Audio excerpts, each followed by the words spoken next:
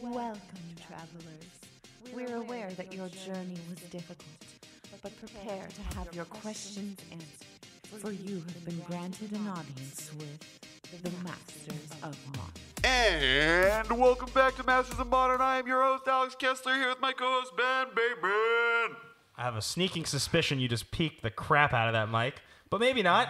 I'm here. I'm excited. Welcome to Masters of Modern. I'm your host, Alex Kessler, and this is my host, Ben Bateman. Just in case that peaked, I need to use that one instead. Excellent. I'm here too, guys. I'm excited. We're back. Yeah, it was a long week. We were in Dallas. We had an exciting week at Toy Fair. Dallas Toy Preview. Yeah, Toy Preview. Yeah. A lot of fun stuff happened. We ate a lot of meals in the cafeteria and their bistro. This guy became a bistro boy.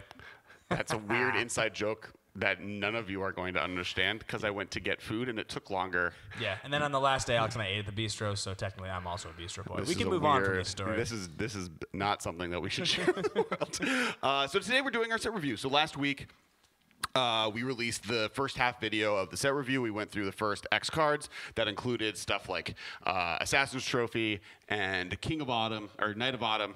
Never going to say it right. King of the Autumn.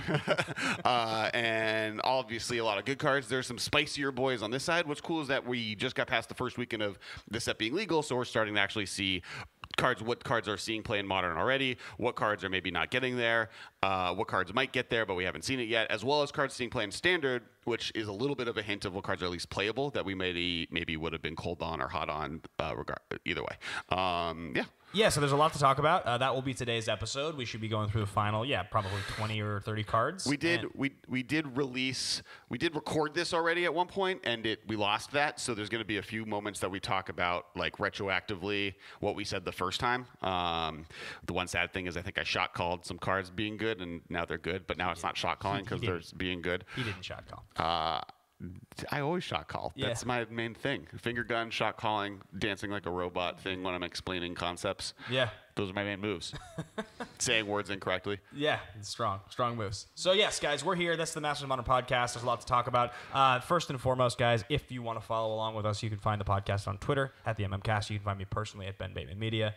We are live streaming this. I'm at Cass Wiley on Twitter and Instagram and everywhere else. But we are live streaming this, so you should go to YouTube, subscribe to us. We launched a YouTube channel. There are video versions of this released every week. We stream earlier in the week, and then we release a video version that's a little bit more clean and edited at the back end of the week. So Jeff and people on the chat, thank you guys for watching right now live. And subscribe, leave comments, do all those good things. Share the video to the world. Yeah, exactly, guys. Thank you so much. As Alex mentioned, the biggest piece of help you can give us is to help grow this YouTube channel because it's our big forward movement that we're doing. So yeah, you said live streaming. I wanted to comment on that and make fun of you, but you moved on so quickly. Now I'm going back. That's the key to the Alex Kessler lifestyle is you make mistakes, but if you go really quick past that mistake, no one can catch up. So first card. Yes, Pelt first card. Collector. Oh yeah, Pelt Collector. It's like a weird Experiment 1 clone. Yeah, it's better than Experiment 1, but it is close. It's 1 green for a 1/1 elf warrior. Whenever another creature you control enters the battlefield or dies, if that creature's power is greater than Pelt Collector's, put a +1/+1 counter on Pelt Collector. As long as Pelt Collector has 3 or more +1/+1 counters, it has trample. So you lose the ability to regenerate it, but what you gain is just this guy gets much bigger quicker because it's on enter and death triggers. So you can do something like, and there's a zoo deck currently playing it that uses Vexing Devil alongside that allows you to kind of get both sides. Either you get a 3/3 off of a Vexing Devil and they take damage, or you get a Vexing Devil and a 2/2. So for one. So Pelt Collector kind of puts them in a worst decision process. Yeah, it's awesome. And I do believe actually Trample is probably just better than Regeneration off of Experiment 1 because of the fact that like this is a 1-drop, so even if they remove it, you're 1-for-1ing them and you're equal on mana, versus now like you're going to get damage in because Trample is so good against anything that blocks it. Is that deck playing Claim Fame? We and Michael were talking about it. I don't believe that because it's a zoo deck, so it's playing white. I think there is a version of it that could play Claim Fame. That sounds really good. It should. I mean, because like if you figure the trample works really, really, really well with the +2/+0. Right. So you get both halves really well, and like the whole idea of getting your Vexing Devil trigger on both ends, getting it back for 1 because you're getting both triggers. That sounds very powerful. And I always liked it. I always liked the fame part of it in zoo decks. That like late game you're going to be drawing these 1/1s. Like Pelt Collector as a late game draw is not that good, but if you have that in your graveyard, worst case scenario, you're like lightning elementaling them, where you just get like a 3/1 for one. I mean, like, Vexing Devil with Claim Fame is just powerful. Like, Right. it just means that late in the game, for 1 black, they're gonna either take 4 damage, or they're gonna have to deal with a hasted 6/3. Right. Like, it's pretty hard. So And then like you get weird like other cards in Jund. You get that ooze, the 1-drop ooze that like gets +1/+1 for if you control a swamp, and +1/+1 if you control. yeah, 4. Bloodhall Ooze. Bloodhall Ooze, that I love. You know, I love yeah. that card. Yeah. Didn't I build like a Bloodhall Ooze deck at one point? Yes, you did. That's why I'm bringing it up. Yeah. Well, it was like when Sick. Jund lost Bloodbraid Elf, it was one of the cards that people were playing in there as well because they were like trying to make it more aggressive. So there's been aggressive Jund decks playing Bloodhall Ooze for a while. How did I build the Bloodhall Ooze deck? Oh! I put Bloodhall Ooze in a deck with Winding Constrictor. So because it's The both counters. black and green, and it doubles the counters. Yeah. So yeah, that was sweet. That was super sweet. And Winding Constructor is really good with Pelt Collector. Yeah. Yeah. Sweet. Next card. Mission Briefing. So Mission Briefing is obviously one that everyone's been talking about. It's blue, instant, surveil 2, then choose an instant or sorcery card in your graveyard. You may cast that card this turn. If that card would be put into your graveyard this turn, exile it instead. To surveil 2, look at the top. Everyone knows how to surveil. So this card's really interesting. Now, after weekend 1, it was one of the big like misses in the standard tournaments. It wasn't seeing a lot of play this weekend, so that's a thing to pay attention to. But I think that something that I missed until I started playing with this card on Arena recently is it can target itself. So for decks like that you're trying to get spells off or you just want to get more surveil off of it, you can kind of chain them into themselves, which is really powerful. And then on top of that, I think just there is value to this card being an instant that you can surveil off of. I think there's more value to this card than it necessarily is getting credit for, but I do think it's much worse than the world thought it was. Well, okay, so like I think there's 2 sides to this card. One of them is that surveil as a keyword ability is still being properly evaluated. And actually, coming up at the end of the episode, Alex and I are going to rank the 5 guild mechanics from this set. Right. We're going to talk about our favorites. But I do think that surveil is an interesting one because your ability to kind of like semi-scry but also semi-dredge at the same time as usually a marginal effect where you're getting something else at the same time is kind of way better than I think it seems on surface value. Oh, yeah. I mean, I did a poll earlier last week, I believe, where I asked how much surveil is worth of a card, and people were having a lot of trouble really evaluating that because surveil 1, if you mill any like a lingering souls, is worth a card.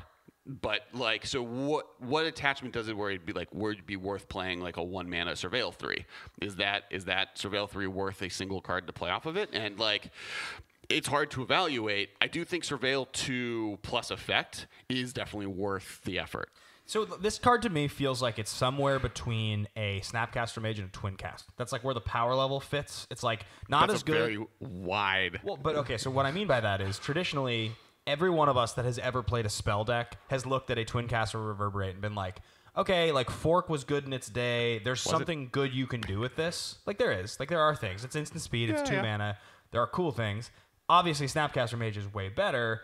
This is just, it's not quite one, it's not quite the other. Like, you still need to have something good in your graveyard and the mana for this to be good, and but you're this not helps left you- for the body. Like something that Snapcaster Mage doesn't do is like this on turn 3, if you haven't cast a spell yet, does help you find that second spell, and being able to play this late game like on turn 2 just to like filter cards and make sure your draw on turn 3 is better. Something like for instance, I think this is really good in decks that are playing Terminus, because you can at the end of your opponent's turn set a Terminus basically on top of your deck so that you can draw it on your next turn. Like using it as just a scry 2 at instant speed as a worst case scenario mode isn't like the best, but I've played a lot of cards badly. So, yeah, using Surveil as a miracle setup at instant speed, this card is interesting for that. I agree. It's just, all it is like, the moments that it's great, it's going to be great, and the moments that it's bad, it's going to be like, why am I playing this card? Sure. Whereas like Snapcaster Mage is always reasonable, because even just a flash 2 on turn 2 in most decks is like, you can do something with. Yeah. I'm looking at the chat, seeing if there's anything else. Yeah, cool. The other thing, you've been, and there's going to be other cards we talk about in this set, you've been messing around with a Life from the Loam kind of mill yourself spells deck. I do also think this is good in that type of deck where you're getting the advantage of, like, it's a spell, so it triggers spells. It gets other spells into your graveyard. It can cast some of those spells in your graveyard, or like some of your low impact spells that you were playing, like ways you were discarding cards. And so I think there's value there as well. Agreed. Cool. Next, 1,000-Year Storm. 4 blue-red enchantment. Whenever you cast an instant or sorcery spell, copy it for each other instant and sorcery spell you've cast before it. This turn, you may choose new targets for the copies. This was my pre-release foil. Oh, Alex and I played the pre-release together. That was fun. We haven't I don't think I can count. I'm sorry. I think I can count on one hand the number of times that you and I have been in a public setting playing Magic together in the last 12 months. I think we have played separately so many times. Yeah. Or never at the same events. Yeah. Because you're like never in the country when I'm at an event. Right. Well, I mean, I can count on one hand the number of pre-releases I've done in the United States on one hand in the last 2 years. Yeah, it's been brutal. So anyway, I opened this card at the pre-release. You had a way better pre-release foil, if I remember correctly. It was a Mara, not Tandris. It's whatever her significantly name better. is. And I almost convinced myself to play this card because I was playing an Izzet deck, but it just didn't seem reasonable. I think this card's dope. I think in limited, I would like if I had this in my pool, I would have slam played it just because it's like dumb, and that's the point of a pre-release is to play cards like this. I think that in modern, I've been on a ban Grape Shot train for a long time now, not because I think it's like dominating the format in any way, but I think that it forces Storm or puts Storm in a position of playing on a level that makes it uninteractive for any player that's not playing black or blue, and it has other Storm win conditions out there, and the more Storm win conditions that are created, the better because of that reason. Like there are cards I think that could be unbanned if Grape Shot was banned, specifically preordained. So giving another win condition to Storm. Now I don't think this is as good as say necessarily Empty the Warrens or Aether Flux Reservoir or even Dragonstorm. One of the reasons I like all those is that all those are interacted with cards that aren't just blue is the only color that can interact with things on the stack really, and so giving red the ability to destroy an artifact or any board wipe to be able to destroy Empty the Warrens I think is better for Storm. This doesn't really do that though. I wish that Battle Bond reverse Aetherflux Reservoir, you know what I'm talking about? Yeah. I wish that thing existed and we could play it. Yeah. Agreed. This card is fine. It's just like what this reminds me of a little bit is Hive Pack decks. You get up to 6 and then you have a spell to like win, and generally speaking those Hive Pack decks want 2 spells. So and I think Hive Mind is just a better card than this. Right, like Hive Mind, just you don't need like the right combination of spells. You just like need one of your 12 packs that you're playing in the deck, and then you probably just win. So but that's like very similar to what this feels like. Right. Boop. Next is Venerated Loxodon. Convoke 4 and a white Elephant Cleric, 4/4. When it enters the battlefield, all creatures that were used to convoke it into play get a +1/+1 counter. 2 things on this. One, it's seeing play. It like right now the two big front runners from Standard are white-green tokens and mono red. Sorry. Yep. And this is a key part of that deck. The fact that it can make all those 1/1 white lifelink standard tokens get bigger when you play it. In modern, this is a card that gameplay isn't something that's been unheard of. Like playing this in a deck that then gives all your 1/1s a pump, and then you have this for almost a free spell. Convoke is something to always pay attention to once it's seeing play in Standard, because those cards have often translated to being played in Modern. Yeah, I think this card's sweet. I mean, this plays well with like a bunch of Modern cards. Specifically, Lingering Souls is the best one that comes to mind for me. I really like it with Kitchen Finks because you can like remove a minus reset the counter with it with a Kitchen Finks. Like that's the type of deck I think can also be seeing play, and that's that deck that is already built to take advantage of Convoke, and like you can make your birds 1/2s instead of 1/1. Like the fact that it can pump different creatures you have in those type of decks is really interesting. Now it's also 5/5 or a 5 mana, which means that push doesn't kill it. Correct. Right.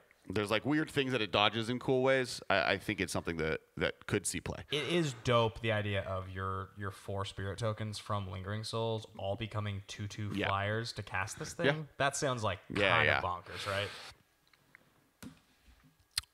Goblin Banneret. This is 1 red for a Goblin Soldier. It's a 1/1. It has Mentor, and when it you can play 2.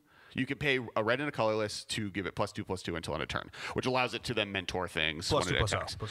+2/+0. Sorry. +2/+2 would not be a red ability. Correct. Yeah. So I think that it's Another 1-drop goblin that's relevant, like it has abilities. It is powerful in different ways. The 1-drop 1/1 red creature that has upside is now becoming kind of a staple of Magic, and does this compare to other ones is going to be interesting. But the fact that it's good late game, always something to pay attention to, and it's decent early game is, it's good. I don't think it's quite there, but goblins is slowly getting enough pieces. The fact that it's a goblin makes it just that much more relevant. It's funny that that Bomat Courier was printed, and we were all like, "Oh yeah, the card's pretty good." And then now you look at the card, and you're like, "It's one of the most busted, ridiculous 1-drops ever." And it's like now setting the standard that like that's just okay. You can just print really, really, really high upside 1/1s for 1. Yeah. That card's nuts. I mean, it's fine. I don't know if it's like. I think you're giving it more Courier credit. is like really good, and I think that card. I think the further we get from it being printed, the more people are realizing how good it is. Michael. Scale of 1 to 10, how good is Bomat Courier? All time. He's listening to the audio delayed, so he's not going to hear that. He's not going to hear me for a second? Bomat Courier, how good? Scale of 1 to 10, all-time 1-drops. All-time 1-drops?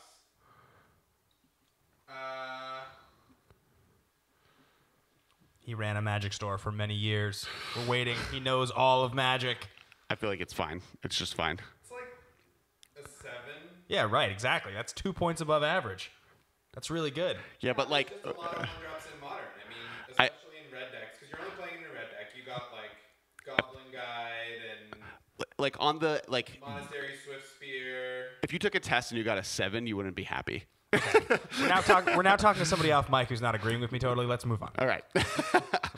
You tried bribing the audience. Unmoored Ego. 1 blue-black. Sorcery. Choose a card. Name. Search your opponent's library, graveyard, hand, and library for up to 4 cards with that name, and exile them. That player shuffles their library. Then draw a card. Then they draw a card for each card exiled this way from their hand. It's like a weird lobotomy effect. It's cheaper. I mean, they've been leaning into these specific 3-mana lobotomies now for a little while. What was the last 3-mana lobotomy? The black one from... That was 4 mana. No. It was black 1 for a creature, Dad. I think. What? Dad? You're thinking of Dad, the Kieran's dad's memorial or whatever? No. It was from... It was their preview card on Top Level Podcast. It was black 1. It was like a couple years ago. If you keep talking, I'll find out what it is. Okay. I do actually think this is the best... What? Lost Legacy. I don't know. Keep talking. That's the dad card. That has a picture of Kieran on it. He said Lost Legacy. Alex is going to explain this card, and I'm going to find out the name of the card. I do think this is the best one printed in a long time. I think being 3 mana is really good, and it gets kind of everything you need to. I think the conversation between this and Slaughter Games is the real ones to be having. Obviously, Surgical Extraction is the best version of this, but that has specific needs, and this helps in matchups that isn't good against. So, for instance, Tron. And so Unmoored Ego being blue-black, though, is its big negative. Like, there are significantly less blue-black decks in Modern seeing play than there are red-black ones, and historically and currently. Infinite Obliteration is the card. It's actually from Origins. It's longer ago than I realized, but... yeah, that's okay. Yeah, but it's black 1, and it's search for a creature card. So I'm just saying, now in the last few years, these effects used to only cost 4. So back in the old days, like in the Urza's days... Extirpate's a 1-drop. Yeah, that's like Planar Chaos, but like in the old days, Lobotomy is the original. And Sure. then you had all the ones from Was the it Urza Jester's Saga. Cap? The original? I think it is. 4, sack for 3. Yeah, and do this. Because you have all the ones from the Urza sets, like Quash and Sowing Salt and Scour, and so like that whole cycle was all 4 drops. So then over the years they've pushed it. Extirpate was interesting, Surgical was interesting, and now it seems like they're finding ways to just make them cost 3. Yeah, and I think this and Surgical Extraction, this and Slaughter Games are the 3 best ones in Modern and the ones that you should be playing, and there's different reasons to play each of them. If you're in blue-black, this is probably better than Slaughter Games. I think being counterable is less important than getting out a turn earlier, because that's when people are comboing off. I think that But the fact that it's blue-black is the negative compared to red-black. One of the interesting things about this card is that you can name a basic land. Yeah. It's one of the only cards ever in history that has allowed you to name a basic land. Right, because you can get up to 4 of that card. And it can draw 4 cards. I don't know if that's super relevant in Modern, though. How many decks need basic lands? Not that many, but here's what's interesting about it. So this particular effect, getting 4 of the same basic land, is probably not relevant. But if you start to think about the sheer number of cards that your opponent wants to search for a basic land with, so Ghost Quarter, Field of Ruin, Path to Exile, Assassin's Trophy. They're going further and further down that road. So the more times now that you're going to be able to strip basics out of your opponent's deck and then just have strip mines is like a thing to pay attention to. I don't know if it's a deck, but like... Yeah, I guess my issue there is... It's the up to 4 issue, and most cards that make people search for basics are searching for anyone. Now, against someone that's like playing Scapeshift, that's kind of interesting because you can just get all of the mountains out of their deck so that they can't actually Scapeshift you. But in general, I feel like people are playing somewhere between 5 and 7, and you getting the right basic to and remove. Trading the basics out of their deck for them to draw 4 cards is like horrible. Yeah, I feel like I would much rather like name like Urza's Tower. Yeah, no, my point was not that that's the deck. I'm just saying like ad nauseum. How many cards have you ever seen that allow you to name a basic land? Almost none ever. Sure. So I always say this, and I'll say it time and time again. When there's something that hasn't been done before or something unique, pay attention to it, because it very often is the thing that we miss that turns a card into being a powerhouse later on. It happens all the time. Sure. New card types, anything. All right, next card, Conclave Tribunal. This is a 3 and a white enchantment. You can convoke it. It's Oblivion Ring, which lets you exile a non-land permanent, and then until it leaves play, and then it comes back. This is, I think, playable. I think like. Same reason I said earlier, just like convoke spells are important to pay attention to because there's a cost reduction mechanic. So the fact that you can get a 1 mana O-ring in play, like that, or a free O-ring, is like very good. And the fact that it's convoke, the most important part of it is that you're able to play the colored symbol with your colored creatures, as that is. Often cost reduction doesn't allow you to hit that last piece. So like Delve, you have to pay the colored mana. Right. So like this being a thing that you can just like. I'll tap out, make a bunch of creatures, then tap my creatures that have summoning sickness to do something with them. Is like getting a free spell. Yeah. I think the thing that is the thing about Convoke that I think always ends up being like, oh, this is like really powerful, is the fact that you can tap creatures that would have summoning sickness. It's not like they become land or elves and you have to wait till they're no longer summoning sick. You can take advantage of these creatures that maybe would have blocked, and that's it. Maybe this should go into my Electromancer Lingering Souls deck. So I could go turn 2 Electromancer, turn 3 Souls, flashback Souls, cast Conclave Tribunal for free. Oh, the value. Necrotic Wound, 1 black, instant, undergrowth. Target creature gets -X until end of turn, where X is the number of creature cards in your graveyard. If that creature would die this turn, exile it instead.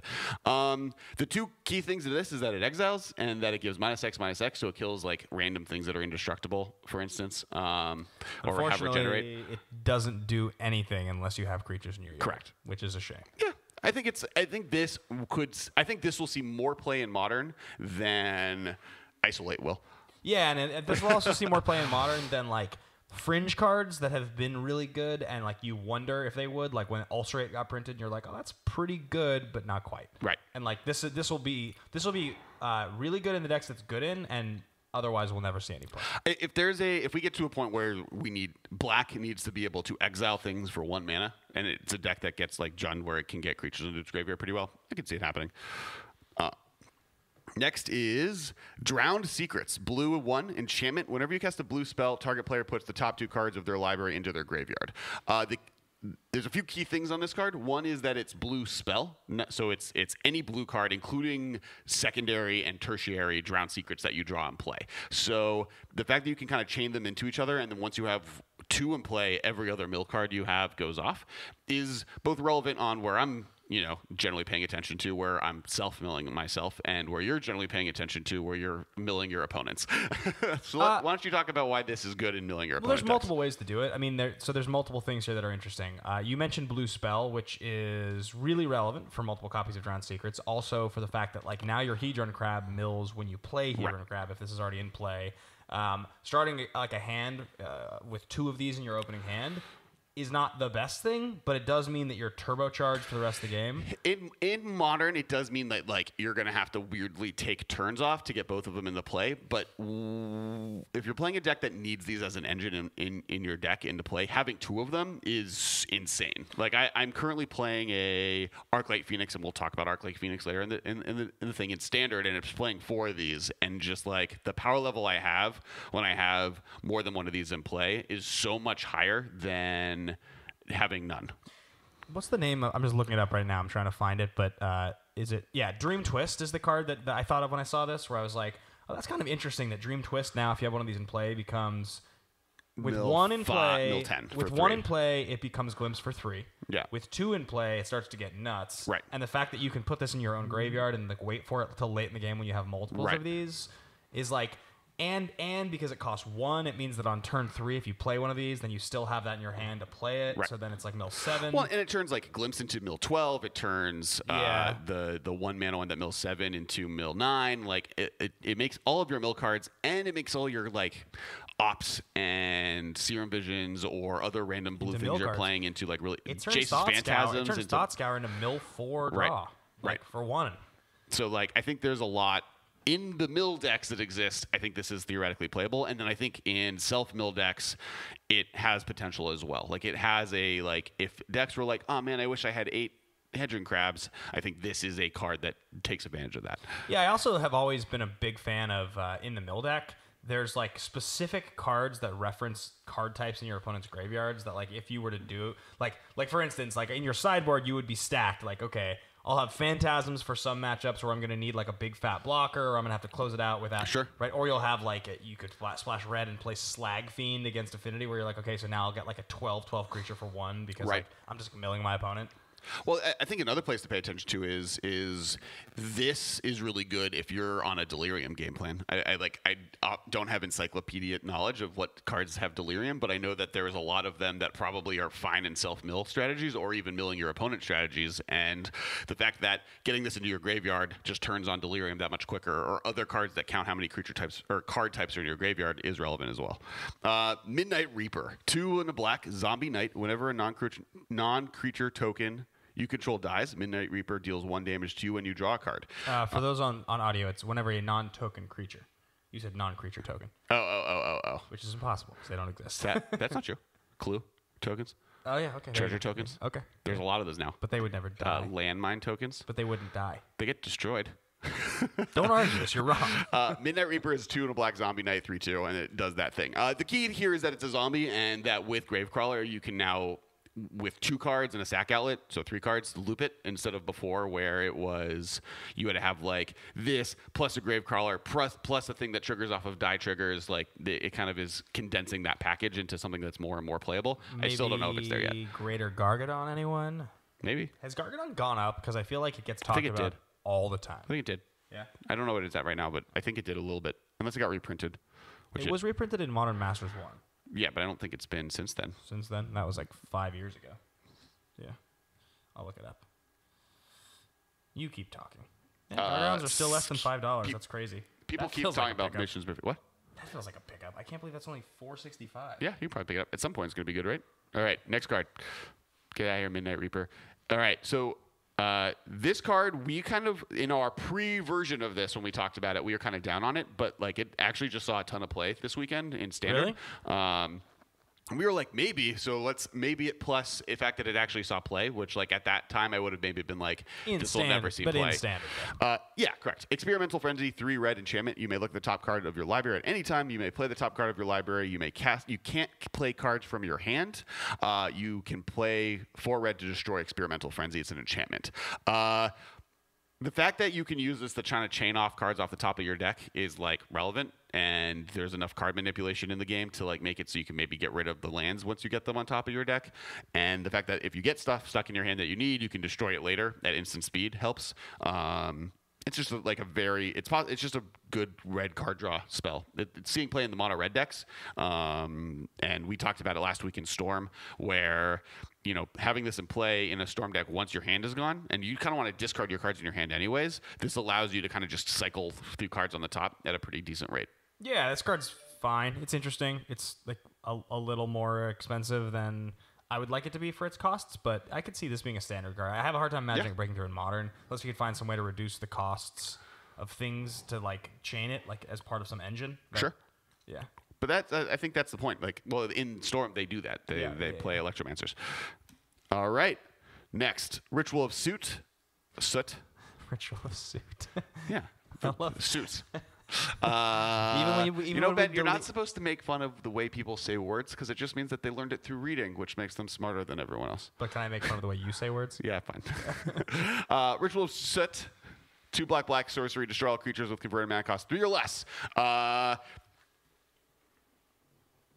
Cool. So the thing with this card is right now we live in a world where one of the best decks in the format is good at making it so if you have a card that is consistently named the same thing, it is harder to cast it, named humans. And the fact that you can now play like 2 Damnations and 1 this is good against humans. And the last half of that fact is you can play this and keep your Tasker in play or keep your Gurmag Anglers in play. The fact that this is a pretty good one-sided board wipe if you're playing either of those cards is relevant.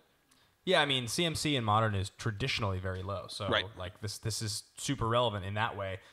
It's like you said, it's a fringe card that'll see probably play as part of like the equivalent of like a gifts package, but like it won't be searched for by gifts. But like the cards with different names idea, yeah, that's like the most likely. Meddling Mage is a tier 1 card in Modern, and this is good against Meddling Mage because it is not Damnation. Definitely. Someone really likes the video content. We're going to keep up the good work. Thank Thanks. you, Benjamin. Well, are you just complimenting us? That's me in the chat. Okay. He has a different last name than you. Cool. All right. Before we get into the next card, I do want to do a few more shout-outs. This is the mid-cycle commercial. The first one is make sure to check out our sister podcast, The Command Zone. Josh is doing awesome content there every week. Plus, they do game nights, which is also fantastic. Craig was on the last one, friend of the cast.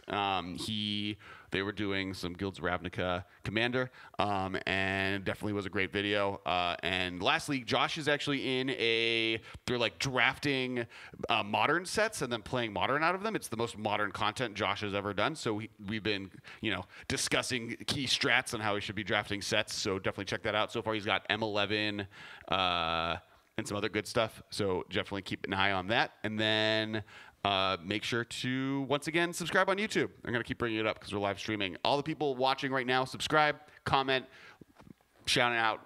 Love you guys. Thanks for watching.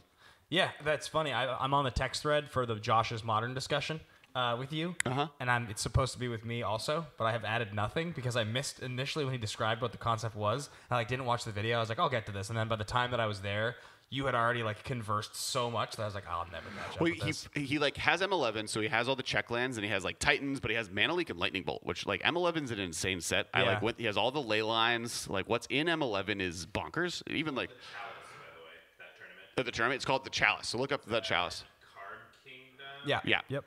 The Chalice. Ashlyn Rose is on it. There's a bunch of big streamers on it, and then they're drafting sets, and then they'll actually draft the set. But then they're drafting it like fantasy football. So then they make a block constructed deck out of a block they make out of a first, second, and third set. So he started with Innistrad and an M11. So he's got Liliana, Snapcaster Mage. He has Snap Bolt. That's the thing he can do. And he has Delver. He has Delver. Snap We're building Bolt. off of Delver. Delver Snap Bolt Leak. I would love to play that deck. And then he's got Electrolyze now because I think he got Guild Pack. But he doesn't have any good cantrips, right? No, he's got Serum Visions. Because No. He has Preordain. Oh, right. The ban list doesn't count. He has Preordain. Oh, Ban list doesn't count. No. That's why Dope. World Wake is a set that you want to pick because you get Jace and Stoneforge Mystic. pretty good. So yeah, next card, Guild Summit.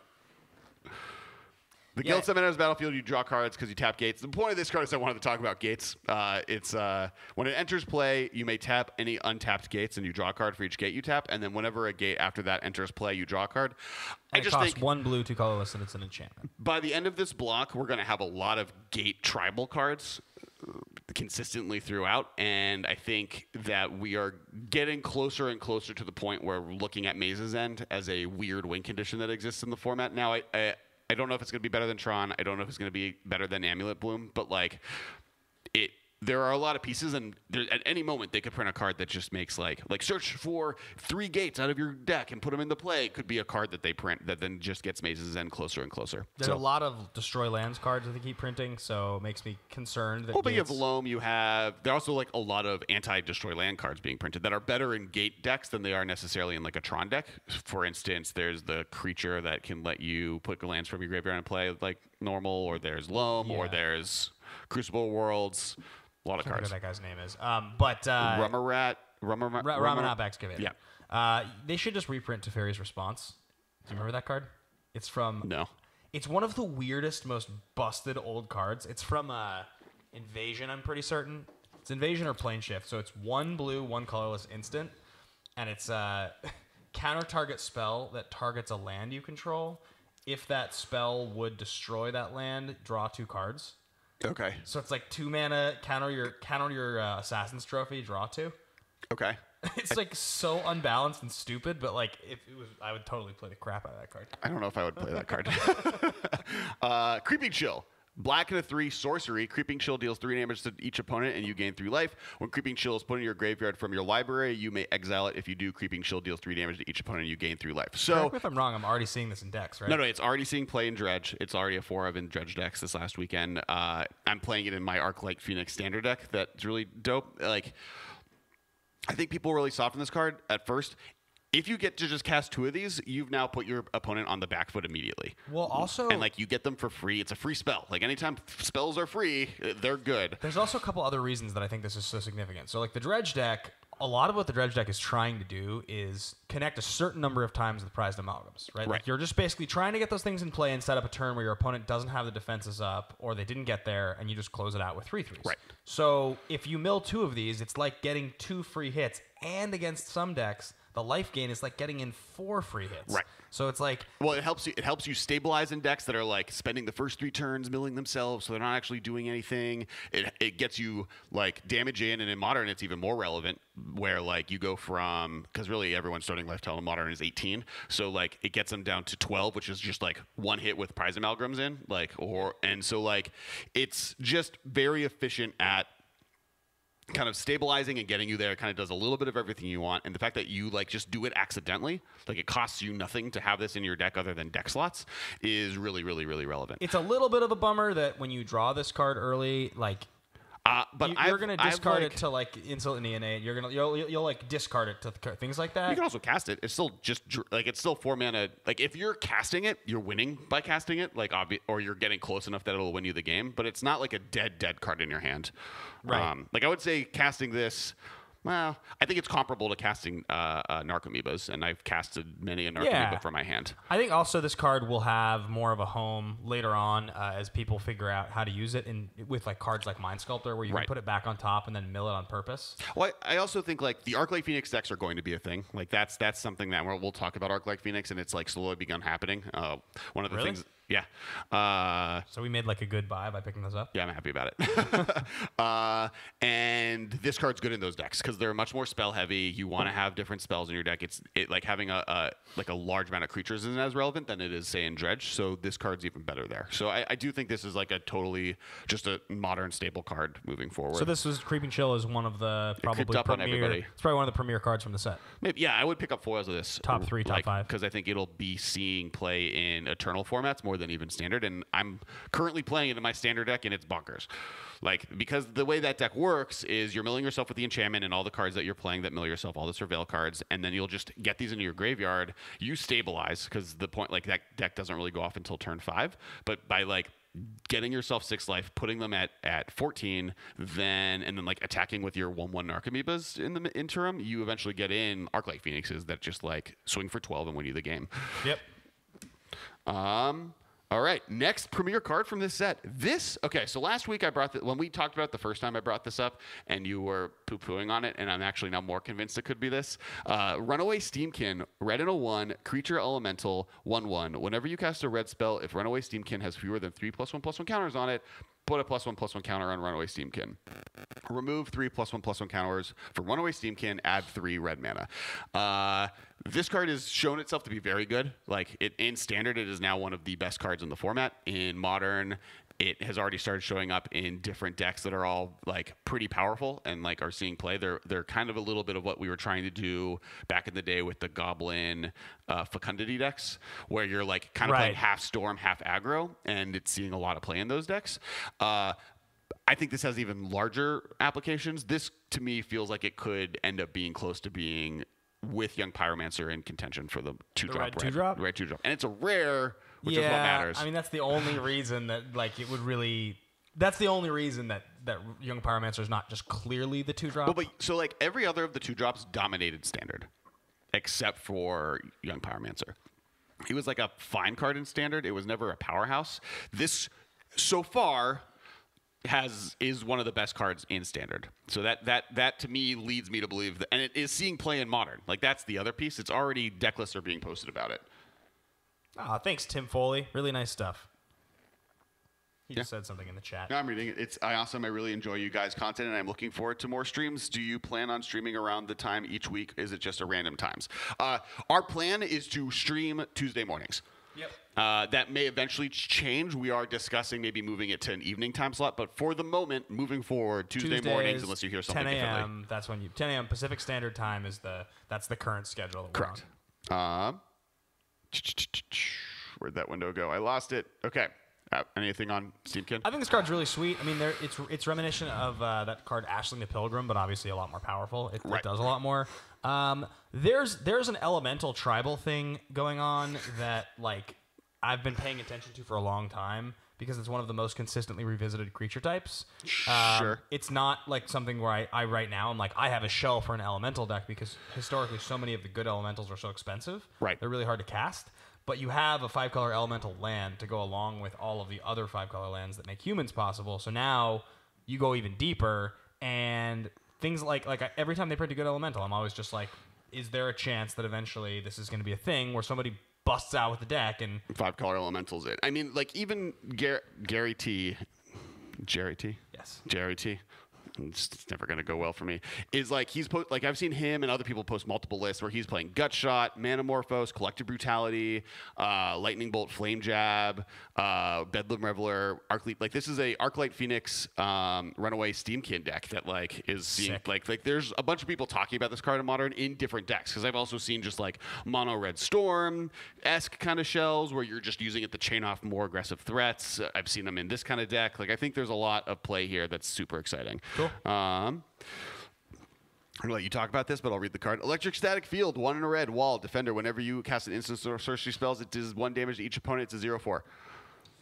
Yeah, this card, it gets added to the redundancy that we currently have right now, which is Thermo Alchemist and this card and Firebrand Archer and cards that, Gutter Snipe. These cards that trigger off of when you cast spells and they do direct damage as opposed to like Kiln Fiend, which like, or Dragonauts or something like that where you need to be casting spells and then attacking. What's interesting about cards like this is because it's a passive threat, you can put it on the battlefield, and if you create an engine, which is like I've tried before with the Flame Jab Life from Loam deck, to create a repeatable engine where you can just be like incidentally dealing damage, it's fine. I like tested the list in my phone a bunch, and I'm not as stoked on it as I was. Okay. But I took out black from that list and switched it with blue, and now I have a list that's playing like Thought Scours and Cantrips. Which I was thinking about this. You should play Mission Briefing In that deck? It's like really good in that deck. Because like specifically with this type of stuff where you can missions briefing into like Loam or into like the redundant secondary, not Gutshot, but the 1-drop red retrace card. Flame Jab, that like if you have 2 in your graveyard, you don't need 2. You can mission brief away the second one. Like there's different cool stuff you can do with it. I was playing this, and I put Arclight Phoenix in the deck. It's interesting. I think that what's relevant about this card. Actually, this is kind of a fun thing, and I'll talk about it when Arclight Phoenix comes into play. But messing around with Pongify or Rapid Hybridization as a removal spell in Modern, and having a 0/4 to block the creature you give them, so you get a trigger off of it. You can also blow up your own Arclight Phoenix. Which then you get a 3/3 out of it, and then you just get Phoenix back. Yeah, because you do it in the beginning of the turn. Something that is cool about Arclight Phoenix that's different than, say, Dredgevine or Vengevine, which I really love about Arclight Phoenix, is that Vengevine, as soon as you play that second creature spell, all of them come into play, and it doesn't if say the second creature you play mills you, that won't count. That new Vengevine won't count based off that trigger. With Arclight Phoenix, it's just if you have cast 3 instants or sorcery spells at the beginning of combat, any that you got in your graveyard during that turn, even if they were there before the turn, even if like you cast 2 spells and then the 3rd spell milled one into your deck, they all come in. So like the fact that there's a delayed trigger on them allows you to like really kind of maximize how many you get into play. Yeah, like if you're playing Pongify as a removal spell, but like they're not playing a creature deck, you blow up your own Arclight Phoenix, play 2 more spells, then it comes back and attacks that same turn. The fact that it has haste also means that like you can sack them and bring them back, sack them. Like there's a lot of versatility with that specific timing. Agreed. So next up, because we're not talking about Phoenix yet. No. We're talking about Goblin Crater Maker. 1 in a red, Goblin Warrior, 1 sacrifice Goblin Crater Maker, choose 1. Goblin Crater Maker deals 2 damage to target creature or destroy target colorless non-land permanent. It is a 2/2. This card's really good. I have been more and more impressed with it. It is like very comparable to the green-white Exalted Mage. Kozali Pride Yeah, Mage. Kozali Pride Mage. In like, it kills artifacts. I mean, like, there'll be a colored artifact that you can't kill, which is always going to be disappointing. But in trading for that, you get to kill anything that is 2 or less mana or 2 or less toughness. Blowing up a Reality Smasher with this is good. Yeah. It's really blowing good. up a Karn with this is really good. Yeah. Blowing up a like the amount of threats out of Tron that this kills, and then also just like kills every X2 in the format. This card gets me excited to go back to playing Superior Burning Cocoa because this card feels like a really good fit. Yeah. You like chain 3 Burning Tree Emissaries into this, and you're just like, I have 6 power, and I'm gonna kill anything that blocks it. With the Fauna Shaman version of the deck, where you were like toolboxing and searching, like going up against like a Eldrazi Tron type of deck. This is like great. Right. You're like, all right, I'll just like end of turn, and then I'll vial it in and blow up your claiming him into play. Like you kill a thing, claim it, or if you need to like kill a X4, like do 2 damage, claim, do another 2 damage for like 3 mana. You kill a 4/4 is like fine. Yeah, like powerful. there's a lot of really cool versatile things that this does, and it's a 2 for 2. It's a 2/2. It's not a 2/1, which is just like weirdly good. I agree. I'm like very happy with this card, and I think it'll see a lot of play in Magic, be it standard or modern. Next is Nullhide Ferox, 2 green beast hexproof. You can't cast non-creature spells. You may pay 2 to lose all abilities, and any player may activate that ability. If a spell or ability an opponent controls causes you to discard it, you may put it into play instead of putting it into your graveyard. This card is a smorgasbord of weird abilities. It's like hard to really place. It's sort of similar to Obstinate Baloth in some ways. I think it's worse than Obstinate Baloth. I've been talking about it, and I've been thinking about it. The fact that you gain life off of Obstinate is more relevant, I think, than randomly having hexproof. I think, and the fact that this like can be undone. Yes, it makes things cost 3 to kill it, but you could just pay 3 mana to kill it. Wow, this thing is $9 right now. Yeah, people like it. What's a mythic? That's actually pretty low for a mythic card that people think are going to be the new hotness. People are still on this card? I think so. Oh, I thought in standard. Okay, got it. Interesting. I mean, standard is just insane. It's a 4 mana 6/6 that has hexproof. Right. You have to spend like mana and a spell to get rid of it. Right. And they don't have like path, so it's like 4 mana to kill it or 5 mana to kill it. Right. Which is a much better rate than in modern. Fair. Boop. All right. Gruesome Menagerie, black 3. So 3 colorless, black. Sorcery, choose a creature card with converted mana cost 1 in your graveyard, then do the same for a creature card with converted mana cost 2 and 3. Return those cards to the battlefield. This just reanimates the Kitchen Finks combo in its entirety for 5 mana. It's like a fun one-of in your deck, probably, if you wanted to in that deck. But the problem with that is, as great as that is, you have to be able to like get a 5 mana spell through a counter spell in a situation where you've probably already had all of those cards at some point in play, and they've and one of them didn't get pathed. Like, there's a lot of hoops you got to jump through for this not to just be something like Michael has a point. The 4/6 exploits the DC, which I'd like rather have than this card. Okay. Hear me out. You can loop it with Eternal Witness. That's true. Mr. Eternal Command over here. That's a lot of value. You get Witness into play and you get it back. Yeah, well, I think the other feature of it that makes me kind of interested in I think it's a sideboard card against Jund if you're playing a Counters Company deck. Like, you bring it in against decks that are like going to be removing your creature spells. 2, you can tutor for it with the new Undergrowth tutor. Yeah, we talked about that a little bit. So like if previous version of this, if the Kitchen Finks type, because that finds all 3 pieces you need, or 2 of the 3 pieces you need for the combo. With if you are including the damage one, but if you're playing Kitchen Finks and Red Cap, that'll find Red Cap, but this could also find this that then gets everything back. I think there's something. I don't think it'll ever be a thing. I think people will try. Yeah, like one of these. But that's what I was saying though. Like, interestingly enough, like the Sidisi 4/6 that you exploit and Demonic Tutor with is like doesn't get you 3 creatures into play, but like it still feels more powerful to me and and doesn't see play. Next is Chamber Sentry X construct 0/0. It's an artifact creature. When it enters the battlefield, it gets a +1/+1 for each color you spent to cast it, so it basically has domain. You may pay X to remove X +1/+1 counters, and it deals X damage to any target, and then for 5 mana, 1 of each color, you may return it from your graveyard to your hand. Hear me out. You can tutor for this with Teleria West. No, yes. Okay. Was that it? In the Grand Architect Pili Pala deck, where you are probably playing a copy of Lightning Greaves, because Greaves allows you to cast your Architect, then cast the Greaves, then suit up the Architect, so he has Sure. he's protected. This allows you to basically run this card out early, block with it, have it in your yard, whatever, do whatever you want with it, discard it to like a Thirst for Knowledge, and then the turn that you go off with your what's it called? Your Peely Poly Grand Architect, because it creates colored mana. This becomes your win condition from your graveyard. You don't need it in your hand anymore. And it has haste. From your graveyard. And it has haste because you are playing Lightning Greaves already. So you put it into play with 5, give it haste, do 5, the whole thing. Okay. That'll never happen ever in a game. The fact that it comes in and, there are a bunch of things that deal with counters. So, like, ignoring all of the other text, but the fact that, like, +1/+1 counter decks would maybe take advantage of this, and then you can also put counters on it to, like, if you're unable to get through and you have a Ravager, you can take the +1/+1 counters on Ravager to put it on this that just dome them from a distance. Like, it's a fireball because you have to pay X to do it, but it's not irrelevant. Yeah. Cool. Beast Whisperer, 2 green, elf druid. When you cast a non-creature spell, draw a card. It's a 2/3. It's an elf that lets you, like, that when you cast a creature spell, you draw a card. It's a glimpse of nature creature. Yeah. It's like, I mean, this is a thing that elf decks have always wanted. They don't have it. You can put it into play off of Convoke spell, too. What's it?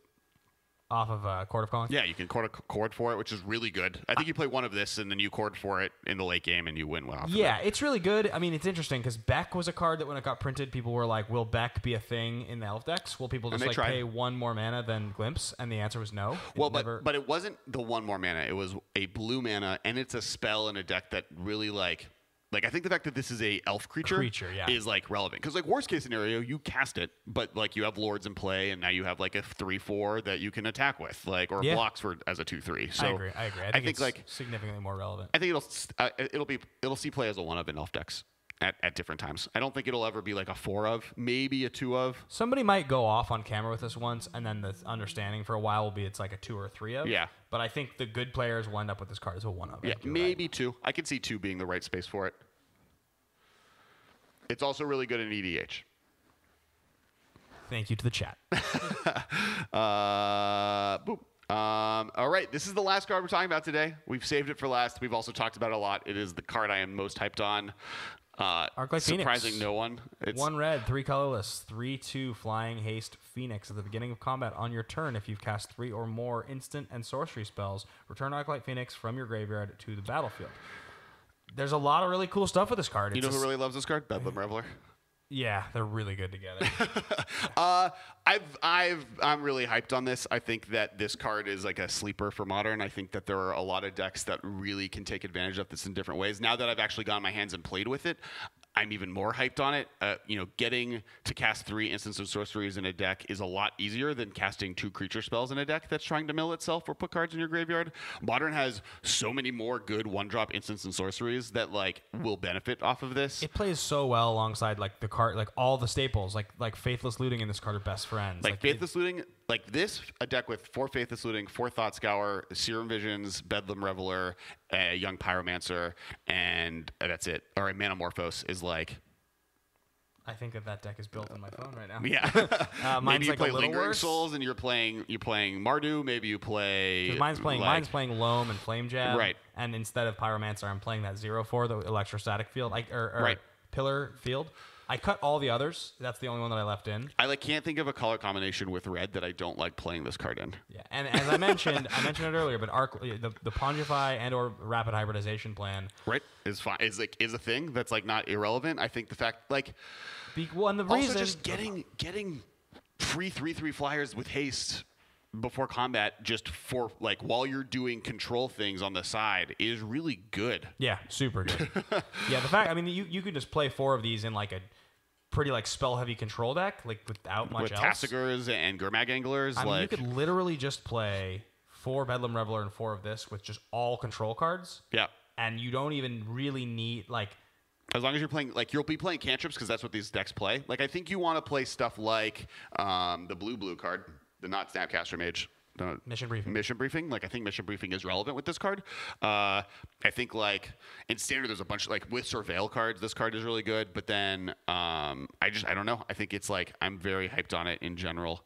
I mean, Thought Scour with this card's crazy because like you play it and you get it in your yard and it already counts as a spell. And then this is just us like talking about like it adjacently being good. Like you can even turbo it and start playing more hardcore like self-mill decks where you're playing that blue enchantment or you're playing Hedging Crab or you're playing stuff that like, and like part of the thing. As a person who's trying to get Vengevine to work a long time, to get Vengevine to work, you have to play with a bunch of bad one-drop creatures because the only way that card works is if you can play 2 creatures in a turn. And like most of the best self-mill cards are spells. The fact that this is more relevant with those spells is really exciting. The fact that this plus Bedlam Rover plus Lingering Souls is an insane card combo, regardless of whatever else you're doing, is like relevant.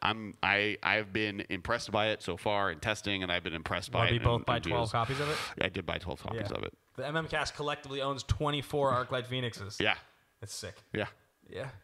This is the new spell skate. Not really. We just got to do some stuff first. This might be my new Vengevine. Yeah. I mean, Vengevine's a card, and it's now in a deck, a real deck, and that's really exciting. But like the cards that you have to play are classically bad around it. This gets to be played with good cards, and I would say a 3/2 flyer is better than a 4/3. Most of the time. Yeah, I mean, it has evasive haste. Right, and we've talked like the worst case scenario of this card is you play it like they play Jace, they zero and brainstorm because they don't think you have anything, and then you cast this and it kills Jace. Yep. So that is the last card that we are reviewing today.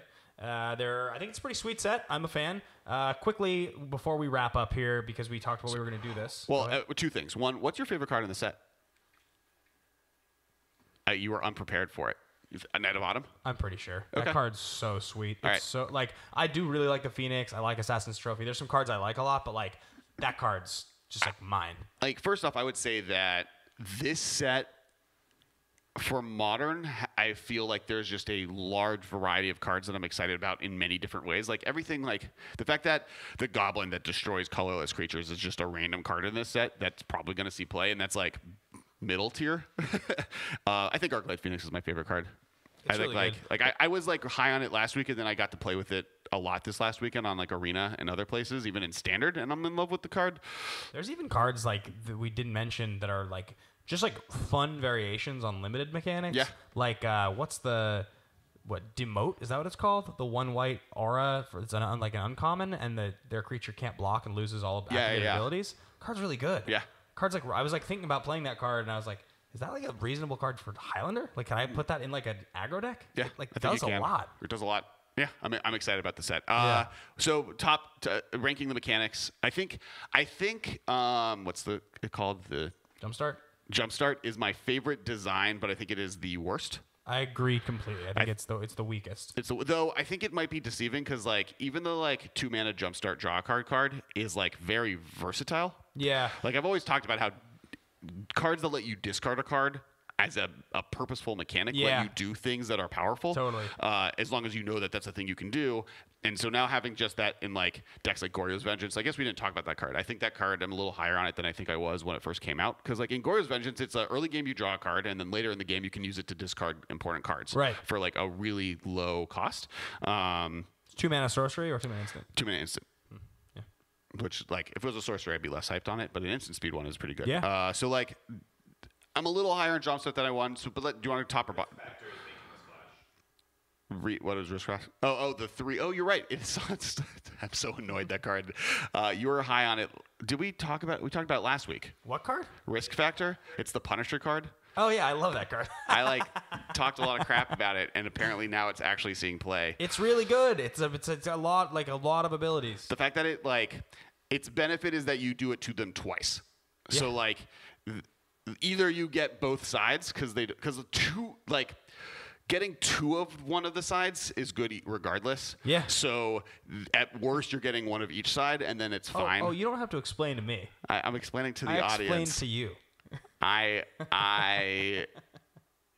That was my miss. Yeah. Okay.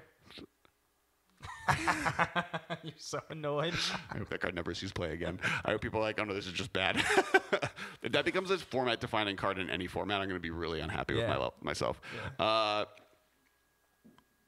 Anyway, all right. So Jumpstart has those 2 cards. I think I agree with you, and I think it's the coolest but the weakest. So with that being said, I think Undergrowth is worse. I think if I were to bet money on the 5 mechanics, I think Undergrowth will see the least amount of play. Well, it's just the simplest and requires you to do the most traditional thing. I think Mentor's kind of weak too. It's good for limited, but it's like sure. It's like a lot of the cards, like the Goblin that you can +2/+0 something to trigger it. It's like okay, but like I don't really care that much. For modern, like it's interesting how last week we ranked them when we lost the recording. It was number 1 was Convoke, I think, just the most powerful, and then number 2 was Surveil, and then number 3 was Undergrowth probably. Undergrowth, and then Mentor and Jumpstart were kind of tied in the bottom. I think I've like moved Jumpstart up to number 3, and Undergrowth and Mentor are kind of on the bottom. I do think that Mentor is going to have more cards see play with it than because the cards that have it, it's kind of like Exalted, where it's a random card that if this card is good, the fact that it has Mentor just kind of jumpstarts it to the next level, not necessarily that Mentor is the reason it's good.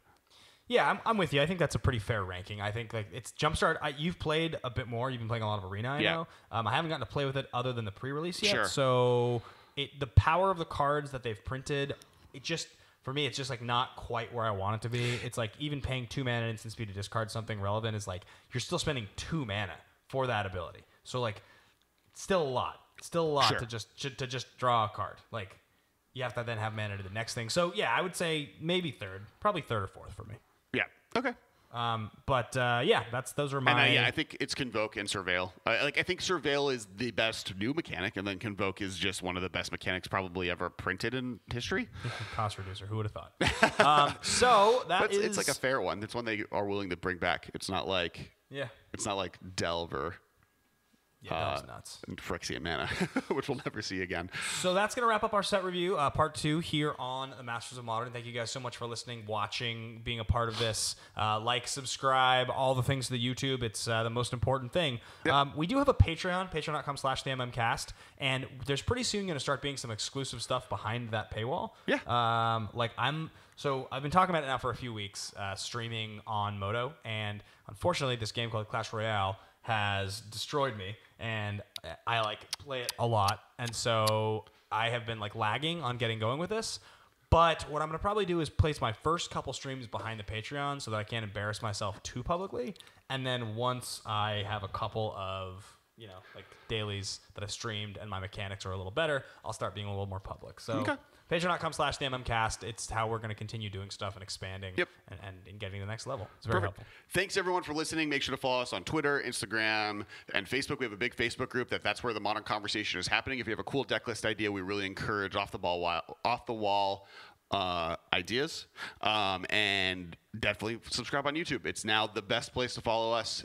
We are still on iTunes. We are still at collected.company, so make sure to check those stuff out there as well. But the best place to kind of watch is on YouTube, so make sure to subscribe. If you're watching right now on the live stream, make sure to subscribe, and make sure to leave a comment. So I think the comment question for this week is going to be, what's your favorite card in the set? Yeah, what card are you most excited? Yeah, what's the best card in the set? What are you most hyped about? Also, I mentioned it at the end of last week's episode on the plug for part 2, but we're going to do some brews next week. So next week we're going to be talking about brews with the cards from the set and actually building decks and talking about them a little bit more completely. So stay tuned for that. And thanks so much. Yeah, thanks, guys. Talk to you guys next week. Thank you for your attention. For further inquiries, send an email to the MMCast@rocketjump.com. See you later, alligator.